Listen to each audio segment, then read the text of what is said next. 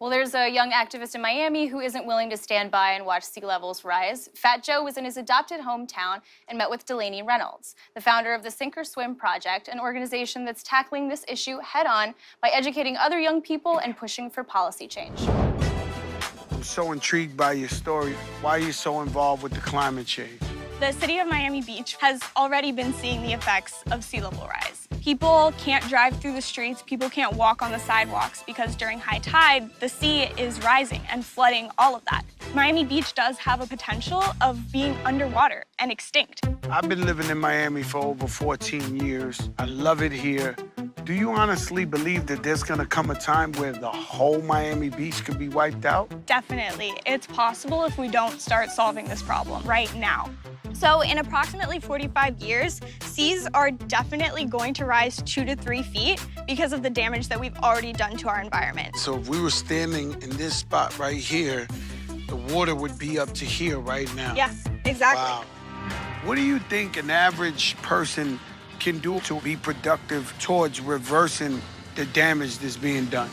Go to your local government and ask them what they are doing to address climate change. In 2015, the Miami-Dade County budget didn't plan to allocate any money towards climate change and sea level rise, and I was obviously furious about that. I went in front of the entire commission and the mayor. Our community and environment deserve more, and in fact, I respectfully ask that you increase this line item to $1 million.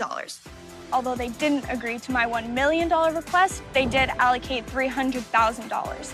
And the budget for this year is actually $1.7 million. It's a real thing, you know? Absolutely. Yeah, I think that climate change is honestly the biggest problem that my generation will ever face. We're joined now by Delaney Reynolds and Fat Joe. Good for you. Hey, absolutely. That's great. Well, Joe, what was your biggest takeaway from spending time with Delaney in Miami? Well, my biggest takeaway wasn't even in this clip right here. It was just conversating with her and just realizing that, you know, us as rappers, well, me as a rapper, I speak for the voiceless, for the disenfranchised. And I was just thinking about how could we get the word out there to just let our people know that, you know, there's a real crisis that's about to happen if we don't change our lifestyles. Well said, Joe.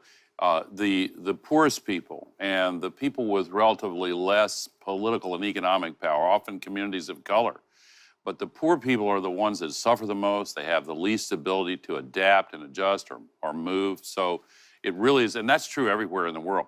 But I want to really praise what Delaney has done. When you went to your city council and asked for $1 million to deal with this, were you nervous when you did that? I was a little nervous, but I knew that what I was doing was very important. That's it. That was what kept me going. That's super inspiring. And since you guys all have different backgrounds with this issue, I think it's cool to open it up to more questions from the audience. Yeah, we're here with Hasnia Jr. at NYU, and she has a question for Delaney. As a New Jersey resident, I've witnessed Hurricane Sandy destroy our beaches, most notably Seaside Heights. I've seen the economic and emotional burden that my neighbors have faced because of floods that have hit my hometown. So what tips do you guys have, Mr. Vice President and Delaney, on how we can get involved in climate change activism and how we can fight legislation that's hurting our environment? You go first. Yeah, thank you. That's a great question. I would say that one of the most important things that you can do is talk to your local government. Even if you don't have a vote, you have a voice. And that's one of the most important things that I tell people, because I don't have a vote yet, but I've been able to use my voice to make changes in my local government. So that's what I would say you could do.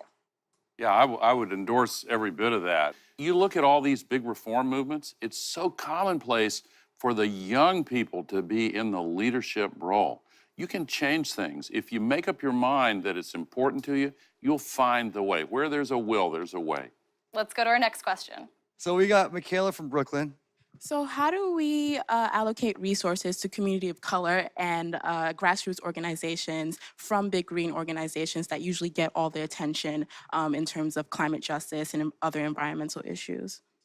Yeah, we sometimes focus on places like Manhattan or Miami Beach, What about these Pacific Island nations that are losing their entire countries? They got to move their entire population. What about places like Bangladesh, where they have tens of millions of people in these low-lying areas? We need to focus attention on the fact that poor people, low-income people, are the ones that are affected first.